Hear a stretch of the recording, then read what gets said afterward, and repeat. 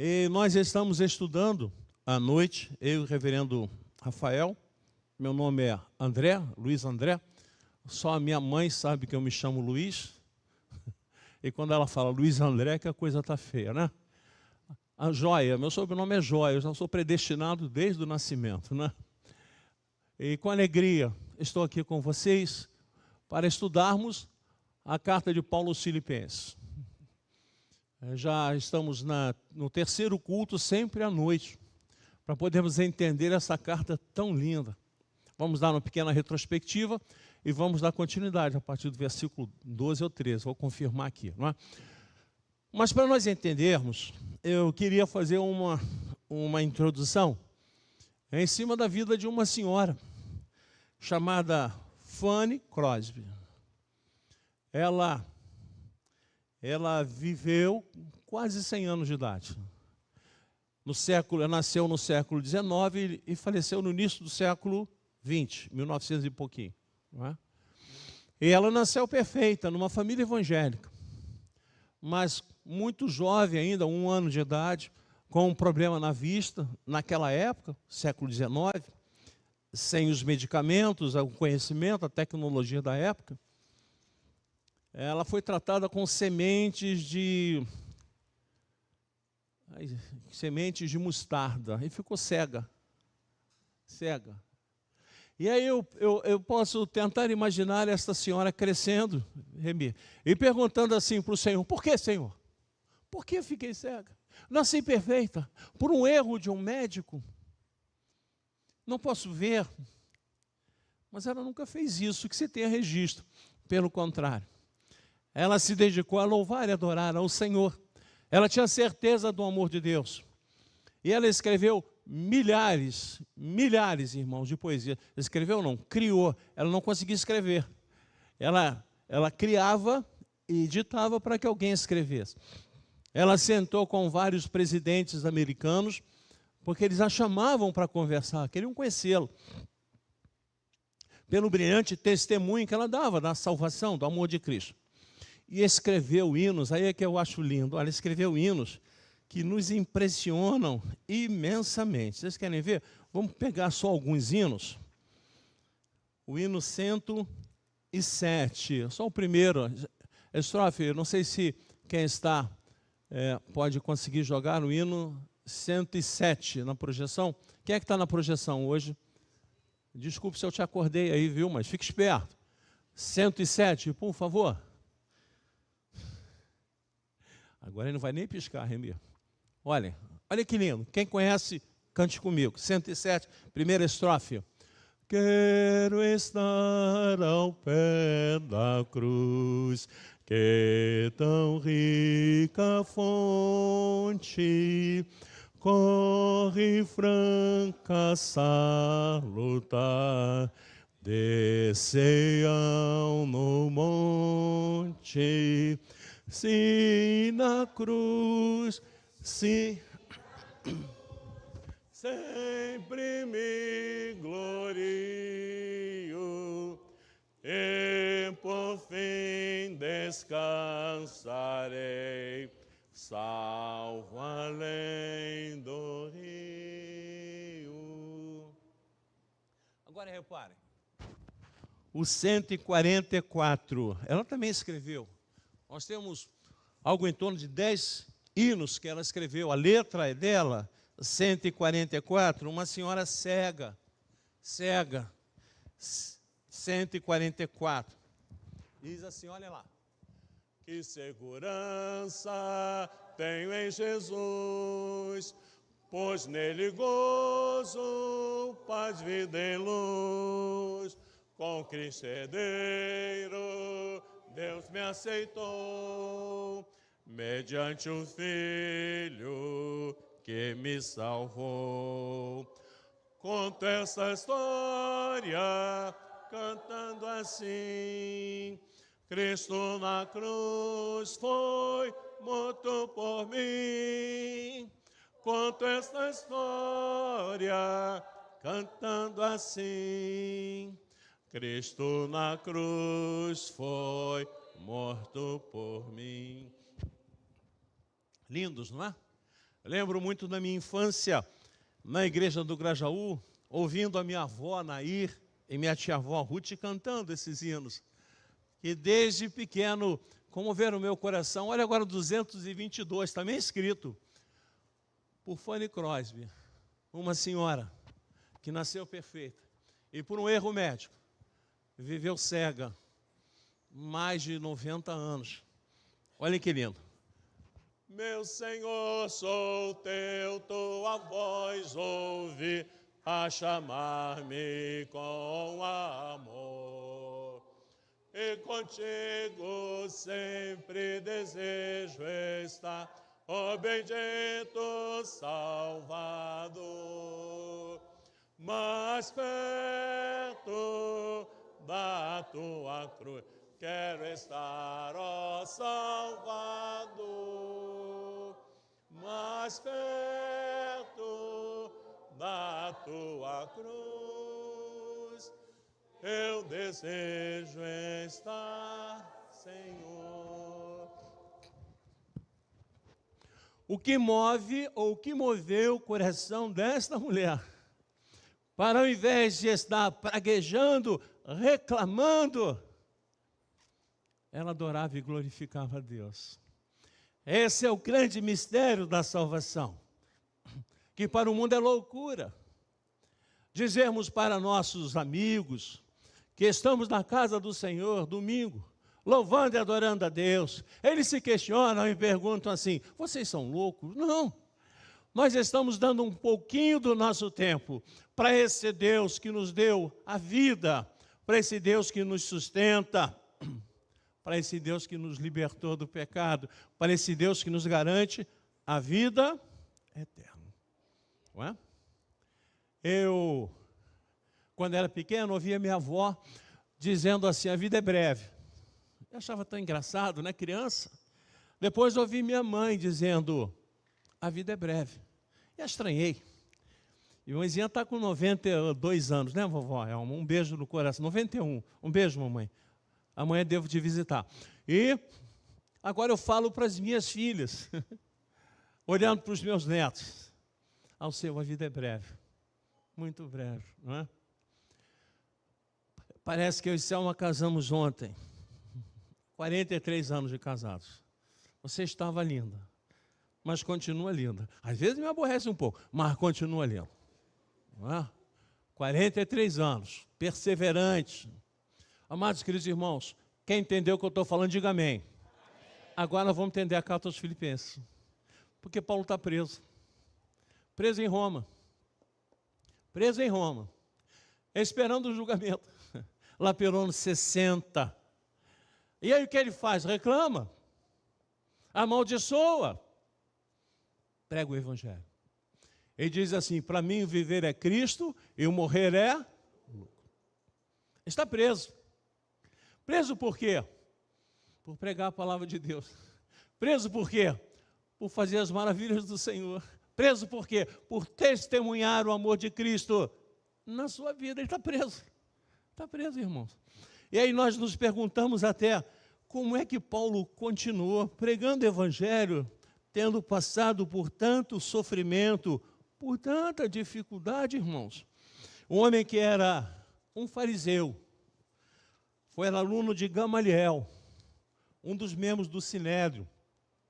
A liderança do povo judeu, permitida pelos romanos. Conhecia profundamente o Antigo Testamento, era zeloso com a palavra, construtor de tendas, e larga tudo para servir ao Senhor. Era um perseguidor dos cristãos. Ele começa sendo citado no apedrejamento de Estevão. Ele liderava esse apedrejamento, porque as roupas de Estevão são tiradas e colocadas aos seus pés do primeiro mártir, um diácono, morto por apedrejamento. E Paulo estava presente. E aí, quando ele vai prender mais cristãos, Jesus o faz ficar cego. E agora, Jesus lhe fala que ele compreenderia como é importante sofrer pelo seu nome. Como que dizendo assim: você fez tantos sofrerem, você vai ver o que é sofrer. E esse homem, irmãos, larga tudo. Larga tudo. E eu fiz aqui uma pequena lista dos sofrimentos de Paulo. Rapidamente vou compartilhar com os irmãos. Precisou fugir de Damasco para não ser morto pelo povo. Atos 9. Foi rejeitado em Jerusalém pela igreja que existia ali, comandada por Tiago, que achava que para ser cristão tinha que ser primeiro judeu. E não confiavam em Paulo, porque ele fora um perseguidor. Não confiavam nessa mudança. Foi apedrejado e arrastado como morto na cidade em Listra. Está lá citado em Atos 14. Foi preso e açoitado com varas na cidade em Filipe. Está lá em Atos 16. Foi escorraçado de Tessalônica e de Bereia. Atos 17. Foi chamado de tagarela em Atenas. É impostor em Corinto. Atos 17, Atos 18. Foi preso em Jerusalém. Quase o mataram dentro do templo. Levado para Cesareia para ser julgado. Sofreu um naufrágio na viagem para Roma, chegando na ilha de Malta. Foi mordido por uma víbora em Malta. E Deus mostrou o poder, o milagre, ele se mantendo vivo. Paulo olhava, agora atenção, aí nós vamos entender a carta aos Filipenses. Paulo olhava para os seus sofrimentos, não com tristeza, mas como aberturas de novos caminhos para a pregação do Evangelho. Ele entendia e compreendia que a história da nossa vida está nas mãos de Deus. E quando os fatos acontecem, mesmo que estejamos sofrendo, são para a glória e para a honra de Deus. Entenderam, irmãos? Então ele está preso aí pelo ano 60, lá em Roma, aguardando o julgamento. E aí o que acontece? A igreja em Filipenses manda um homem chamado, difícil esse nome, Epafrodito. Epafrodito, vamos repetir? Epafrodito, difícil, é um nome grego. Esse homem sai lá de Filipenses, ele era um dos líderes da igreja em Filipe, do povo de Filipenses, e vai levar um auxílio financeiro para Paulo, que está preso. Porque mesmo preso lá em Roma, ele tem que custear a sua prisão. E aí ele chega ali. E a igreja em Filipe está preocupada em saber como Paulo está vivendo, como Paulo está passando por aquele sofrimento da prisão. Então Paulo recebe Epafrodito, recebe aquela oferta e se alegra no Senhor.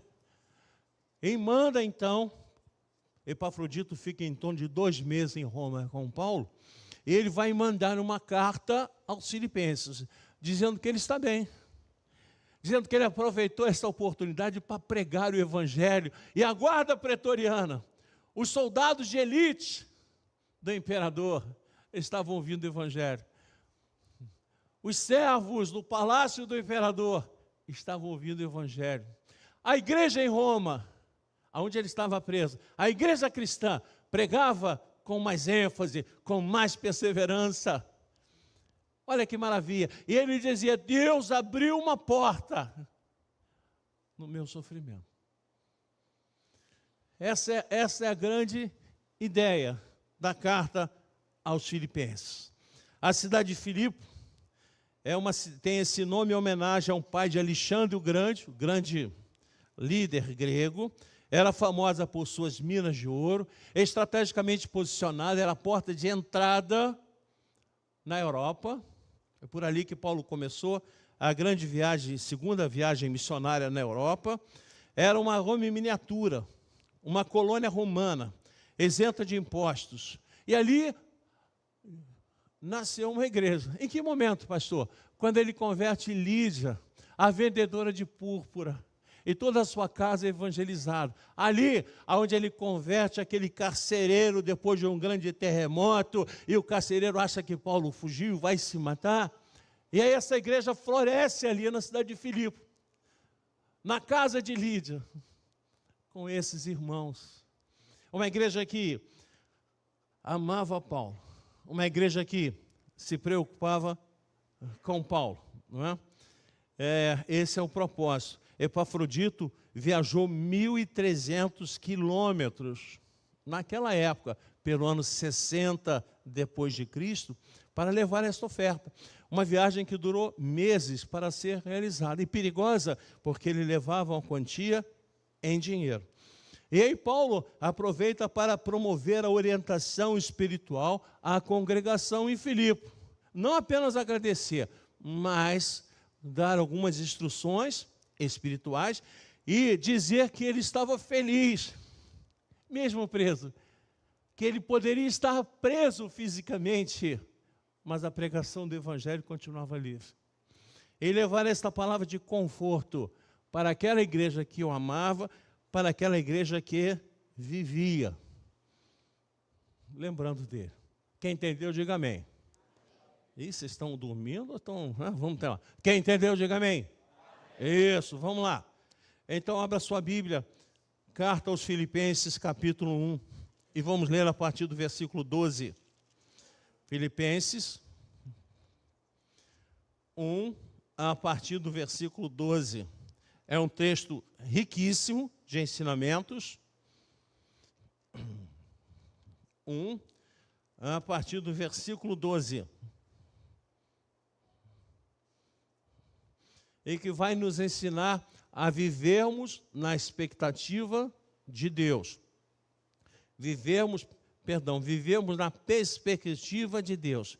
Como devemos viver segundo a vontade de Deus. Como devemos viver segundo a vontade de Deus. Preso, esperando o julgamento final, em Roma, nada fez de mal, mas está pregando o Evangelho. E sofrendo acusações de pastores que lá estavam em Roma.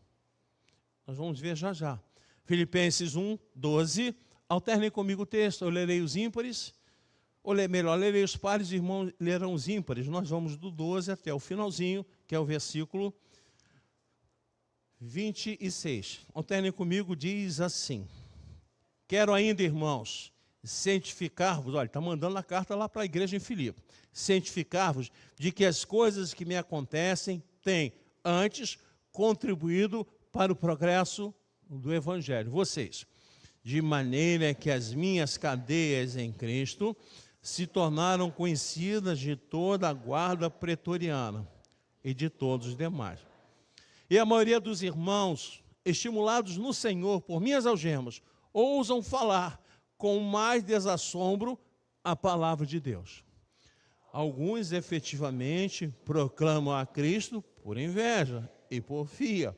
Outros, porém, o fazem de boa vontade. Estes por amor, sabendo que estou incumbido da defesa do Evangelho. Aqueles, contudo, pregam a Cristo por discórdia, insensamente, julgando suscitar tribulação às minhas cadeias. Todavia, que importa? Uma vez que Cristo de qualquer modo está sendo pregado, quer por pretexto, quer por verdade, também com isto me regozijo. Sim, sempre me regozijarei, porque estou certo de que isto mesmo, pela vossa súplica e pela provisão do Espírito de Jesus Cristo, me redundará em libertação. Segundo a minha ardente expectativa e esperança de que em nada serei envergonhado, antes, com toda a ousadia, como sempre, também agora, será Cristo engrandecido no meu corpo, quer pela vida, quer pela morte. Porquanto, para mim, o viver é Cristo, e o morrer é lucro. Entretanto, se o viver na carne traz fruto para o meu trabalho, já não sei o que hei de escolher. Ora, de um lado e o outro lado, estou constrangido, tendo o desejo de partir e estar com Cristo, o que é incomparavelmente melhor. Mas por vossa causa é mais necessário permanecer na carne. E convencido disso, estou certo de que ficarei e permanecerei com todos vós, para o vosso progresso e gozo da fé. Todos juntos? A fim de que aumente, quanto a mim, o motivo de vos gloriardes em Cristo Jesus pela minha presença. Vira, irmão? Lindo, né? Lindo. Pulei o pedacinho final, né? Deixa eu ler. O motivo de vos gloriardes com Cristo Jesus pela minha presença, de novo, convosco. Então, repare, ele está confortando essa igreja, que está orando por ele, está preocupada com ele, que mandou Epafrodito meses de viagem, com uma grande oferta, para que ele pudesse se sustentar ali. Ele está dizendo que é uma oportunidade de pregar o evangelho ali. E observem que ele vai falar aqui também algo muito interessante. Ele vai dizer assim, olhem lá, versículo 15. Alguns efetivamente proclamam a Cristo por inveja e porfia. Outros, porém, o fazem de boa vontade. Alguns estão preocupados com o nome de Paulo, que está sendo falado em Roma. E os seus nomes estão sendo esquecidos. Eles estão lutando por poder. E Paulo vai dizer, estes por amor, quem? A igreja fiel, sabendo que estou incumbido a defesa do evangelho. Aquele, contudo, pregam a Cristo com discórdia, insinceramente, julgando suscitar tribulação às minhas cadeiras. Eles estão felizes porque eu estou preso. Para eles é ótimo eu estar preso. Porque eles estão pregando o evangelho não para ganhar almas ao Senhor, mas para mostrarem trabalho, mostrarem serviço, mostrarem que são os melhores. E é muito interessante que Paulo não questiona a pregação deles. Ele diz assim, olhem lá, versículo 18. Todavia, que importa? Uma vez que Cristo, de qualquer modo, está sendo pregado, quer por pretexto, quer por verdade.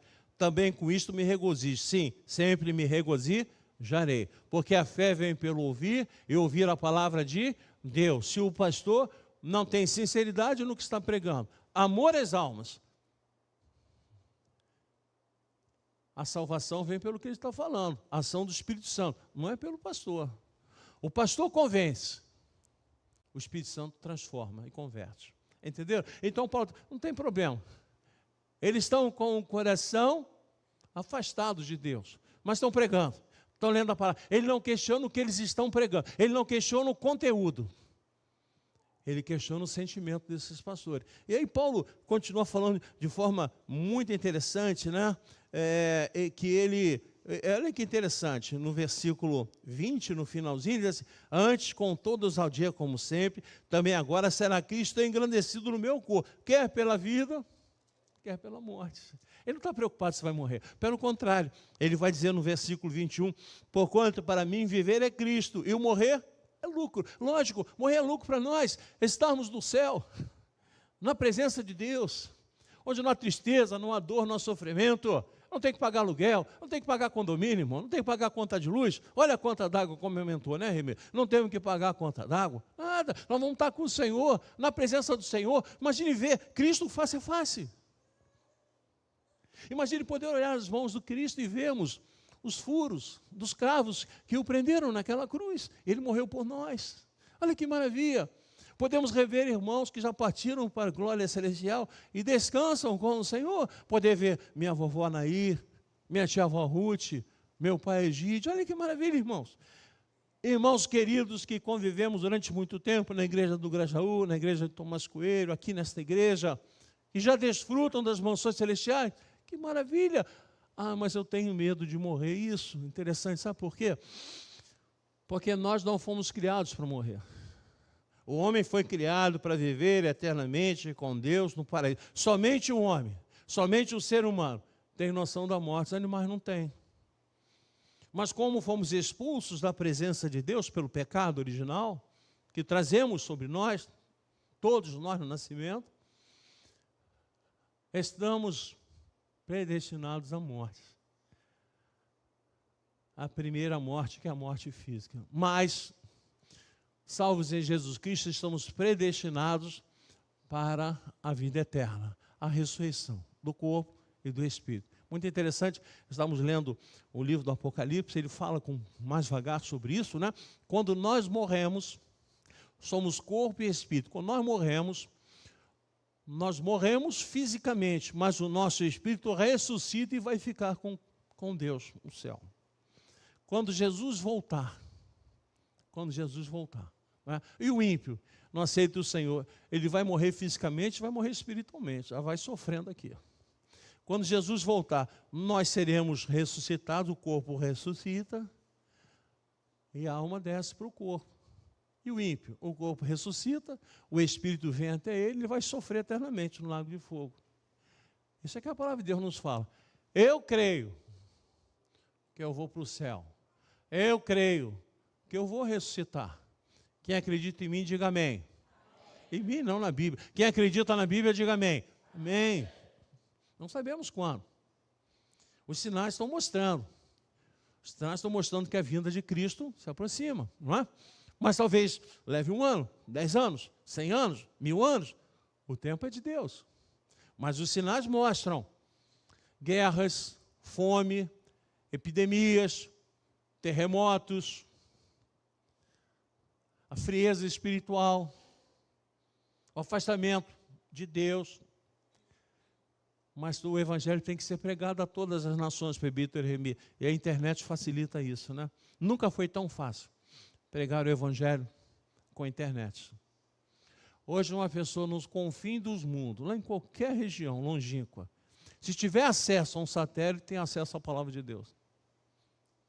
Bom, se ela tiver redigida na língua dele, aí temos que incentivar esses nossos irmãos missionários que estão traduzindo a Bíblia. Mas, amados queridos irmãos, vamos lá. Vivendo na vontade de Deus, vivendo segundo a perspectiva de Deus. Primeiro, conseguimos fazer isso quando sabemos que o evangelho é mais importante que a nossa liberdade. O evangelho é o mais importante. Vamos repetir? O evangelho é o mais importante. Mais uma vez, o evangelho é o mais importante. Quem crê nisso diz amém. Amém. Então temos que passar isso para os nossos filhos. Porque os nossos filhos precisam serem ensinados. Nos preocupamos em colocá-los em bons colégios, em bons cursos de inglês, ensinar computação, não é? Boas roupas, mas nem sempre nos preocupamos em que eles venham à casa de Deus. Participem da escola dominical. Domingo, afinal de contas, é um dia do nosso descanso. Por que trazer os nossos filhos à igreja? Podemos ir à praia, relaxar, merecemos. Depois, mais à frente, vamos pagar a conta, porque os nossos filhos pertencem ao Senhor. Por isso que eu agradeço a minha mãe, que, como eu falei aos irmãos, com muito amor e carinho, disse: levanta, se veste antes que eu te arrebente de pancada. Porque talvez até agora eu tivesse deitado no pecado, longe de Cristo. Mas o Senhor botou essa frase no coração da minha mãe, né? O evangelho era o oxigênio que Paulo respirava. Não havia sentido na vida se não fosse pregar o evangelho. Largou tudo. Um fariseu conhecido, largou tudo para seguir Jesus. Foi chicoteado, foi apedrejado, foi humilhado, passou fome, passou frio, foi preso várias vezes, naufragou. Mas ele dizia para mim: viver é Cristo, morrer é lucro, loucura para o mundo. Vivemos na perspectiva de Deus quando entendemos que o evangelho é o maior presente de Deus para a humanidade, para nós. Qual é o maior presente que Deus nos deu? A Amazônia? Não. Qual é o maior presente que Deus nos deu? Nosso casamento, a família? Muito importante, mas não é o maior presente. O maior presente que Deus nos deu é a salvação. É Cristo Jesus. Vamos repetir João 3,16. Porque Deus amou o mundo de tal maneira que deu o seu Filho unigênito, para que todo aquele que nele crê não pereça, mas tenha vida eterna. Esse é um presente, irmãos. Esse presente precisa ser compartilhado com a nossa família, com os nossos amigos, com aqueles que estão sofrendo. Parem para pensar. Quantos que nós conhecemos que nesse momento estão no mundo? Porque o mundo passou a grande ideia que o importante é a pessoa ser feliz. Pode fazer o que quiser. Pode escolher se é homem, se é mulher, se é cachorro, se é árvore. O importante é ser feliz. Aonde que isso é verdade, irmãos? A conta vai chegar em algum momento. Pais se colocando como os próprios deuses, deixam os filhos escolherem o que quer. Pode escolher. Não quer e não vai. Eu lembro quando eu era criança, velhice tem isso, a gente fica nostálgico. Eu chegava em casa e minha mãe foi professora de escola pública, mas nunca foi a minha professora. Eu nunca quis. Ela nos colocava em outras salas, eu e meus 2 irmãos. E eu falava, mãe, a professora brigou. Minha mãe falou, e fez bem. Mas mãe, e fez muito bem. E se brigar de novo, arrebento você. A psicologia dela era fantástica. Depois ela falou, eu ia conversar depois com a professora. Mas não dava brecha para reclamar. Hoje as crianças, a professora é malvada. Ih, todo mundo te persegue. Porque você é um excelente filho, excelente filha. Com uma perseguição. A criança vai achar que ela é dona do mundo. É isso, irmãos. Ela se acha dona. Vivendo na perspectiva de Deus, consigo entender a minha vida. Quando eu entendo que eu vivo para adorar a Deus, para glorificar a Deus, para servir o Senhor, como Paulo nos fala aqui, eu consigo entender a minha vida. Olha o versículo, capítulo 1, versículo 12, diz assim, olha. Quero ainda, irmãos, cientificar-vos de que as coisas que me acontecem têm, antes, contribuído para o progresso do Evangelho. É muito doido, preso, aguardando a morte, e dizendo que era bom aquilo, que isso era importante para o progresso do Evangelho. Na segunda carta de Paulo a Timóteo, no finalzinho próximo do seu julgamento, que ele vai ser condenado, ele está com frio, pede para levar a capa. Diz que muitos o abandonaram, mas ele continuava glorificando a Deus, porque ele vivia na perspectiva de Deus. Ele entendia que o importante é pregar o Evangelho. Então ele não olhava para a prisão com autopiedade, reclamando. Ele entendia que era importante para o avanço do Evangelho. Ele não considerava sofrimento como fruto do acaso. Ele entendia que era mão de Deus. Ele sabia que não estava ali pela fúria de Satanás, nem meramente pela perseguição dos homens, mas que Deus comandava a vida dele. Ele olhava para o passado e via propósito de Deus na sua vida. Ele olhava para o sofrimento, para os seus sofrimentos, com aberturas de novos caminhos para a pregação do Evangelho, porque ele entendia que tinha que viver na perspectiva de vida de Deus. Hoje nós sentamos, né, e fazemos os projetos. Eu vou estudar engenharia, eu vou ser engenheiro, eu vou casar, vou ter a minha firma de construção, vou ficar rico, vou passear o mundo. Esquecendo que vão morrer um dia. Deus entra como prioridade 58 na nossa lista, lá embaixo. Não vou dizer 66 que pega mal, né? Mas, ao invés de colocarmos Deus como a prioridade principal, número 1, deixamos final.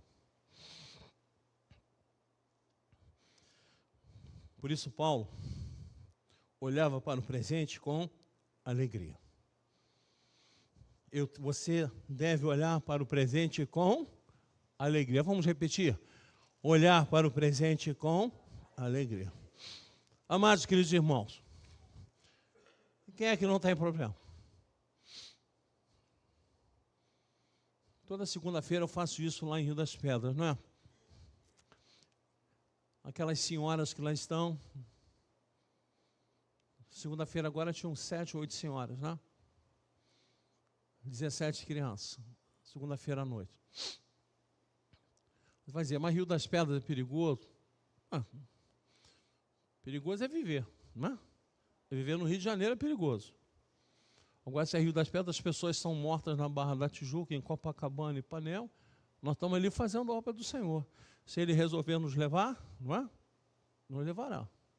Se alguém correr atrás de nós, provavelmente vai me pegar primeiro que você, viu, seu? Fica para trás, espera, me ajuda, para nós irmos juntos para o céu. Não é? Mas temos que olhar para o hoje com alegria, irmãos. E eu falei assim, olha, reparem, você vai dizer, servo então, só não aguenta mais ouvir essa minha colocação. Quem tem problema, não precisa dizer qual é, porque todos nós temos. Quem tem problema, levante a mão. Pode levantar. Quem tem problema, levante a mão. Vamos lá, levanta. Muito problema, outra mão. Problema de mais um dos pés. Aí o pastor para, porque o equilíbrio já está ruim com dois, imagina com um pé só, né? Mas aí o que nós vamos fazer? Vamos entender que esses problemas são naturais da vida. A palavra de Deus diz que nosso corpo é como um vaso de barro que trinca com o tempo, com as dificuldades, com as intempéries da vida, não é? Ah, como era bom quando eu não tinha dor nas costas. E aí a dor começa. Dor no ombro, né? Presbítero, eu descobri que eu estou ficando crocante, sabia? Com o tempo. Porque eu acordo de manhã e falo assim, croque, croque, croque. Eu estou crocante, irmãos. Tudo estalando e doendo, né? Mas, apesar disso,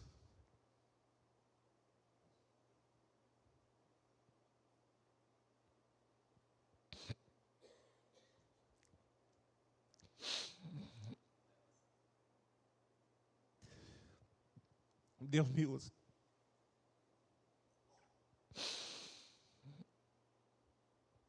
Vai passar.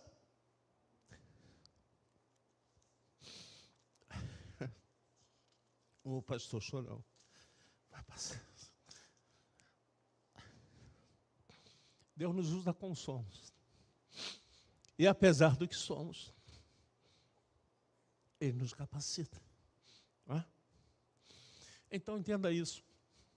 Deus tem um plano especial para você.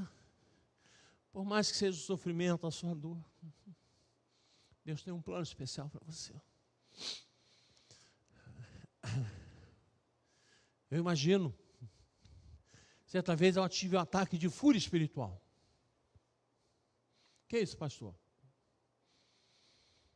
Eu entendi que as dificuldades vêm para o bem do servo de Deus. Eu entendi, como eu digo sempre aqui, quem tem carro, o pneu fura porque você tem carro, porque quem não tem carro nunca furou o pneu. Eu agradeço a Deus quando fura o pneu do meu carro. E quando fura é para impedir que alguma coisa ruim aconteça na frente. E aí o pneu do meu carro furou no Rio das Pedras, período de obra, poeira, calor, também já falei isso, né? Calor incessante, 2 horas da tarde, eu voltando do trabalho, fiscalização, morrendo de calor. O pneu não fura, fura não, estoura, explode. Pau! Aí eu saltei e falei, mas logo aqui, aí Deus falou assim, ó, alguma coisa impedia que acontecesse na frente. Aí eu saí com a fúria espiritual, levantei os braços e falei, Senhor Deus, obrigado, porque o meu pneu furou. Do lado de um ponto do ônibus. Tinha umas 10 pessoas, todo mundo fugindo de medo de mim. Olha, eu evangelizei aqueles ônibus. E até hoje eles devem lembrar que um louco saiu do carro e disse assim, obrigado porque furou o pneu do meu carro. Eles devem pensar, que loucura é essa? E certamente Deus evitou que um desastre na frente acontecesse. Por isso Ele me segurou, entendem? Que todas as coisas cooperam para o bem daqueles que amam a Deus. E louvor, vem para cá. A razão do nosso viver é servir ao Senhor. Eu acho lindo, nós estávamos estudando lá em Rio das Pedras, João 6, e Jesus diz assim, não vim porque quis, vim para cumprir a vontade de meu Pai, para ensinar o caminho da salvação e salvar o homem da morte eterna. Nós não somos imitadores de Cristo. Então nós fomos chamados exatamente para isso, meus irmãos. Para falarmos que somente Cristo salva. Somente Cristo salva. Repita comigo. Somente Cristo salva. Mais uma vez. Somente Cristo salva. Não é plano de saúde, não é dinheiro na poupança, não é casa bonita, não é bom emprego. Isso tudo vai ficar. Não vou levar nada. Mas a minha alma vai descansar na mão do Senhor até que Cristo volte. Somos imitadores de Cristo. Somente a palavra de Cristo pode alimentar eficientemente o homem. Somente a palavra de Cristo pode confortar a cada um de nós. E assim podemos viver na perspectiva de Deus. Somente a palavra de Cristo pode levar salvação, transformação, mudança de vida, porque a fé vem pelo ouvir e ouvir a palavra de Deus. Somente a salvação pode afastar o homem da morte eterna. Olha o país que nós vivemos.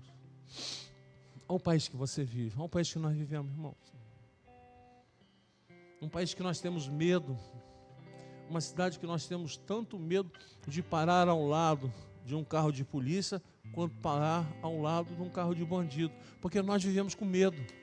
Nós vivemos com medo, irmãos. Com medo. Medo de tudo. Hoje eu estava preparando o sermão, comecei a ouvir um monte de... Aí você para um pouquinho, fica ouvindo. Aí é balão, alguém está soltando um balão. Mas é proibido soltar balão. Vai incendiar o quê? Mas a gente está com tanto medo que a gente, pelo menos, é só um balão. Não é só um balão, não. É um instrumento de destruição da natureza e perigo para a navegação aérea. Mas esse é o país, a cidade que nós vivemos, é a cidade do jeitinho. Somente Cristo pode mudar a nossa cidade. Somente Cristo pode mudar a minha família. Somente Cristo pode mudar o meu viver. Cristo, Cristo, Cristo. Repete comigo. Cristo, Cristo, Cristo. Por isso, nós temos que viver na perspectiva de Cristo. Quer vivamos ou morramos, vivemos para a glória de Deus. Amém? Vamos levantar e vamos orar.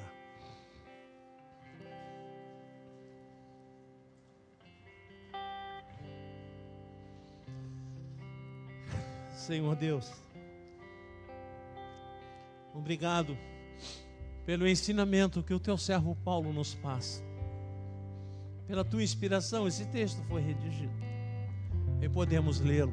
Pela tua iluminação, podemos entender e compreender como é bom vivermos na perspectiva da vida que o Senhor quer em nós.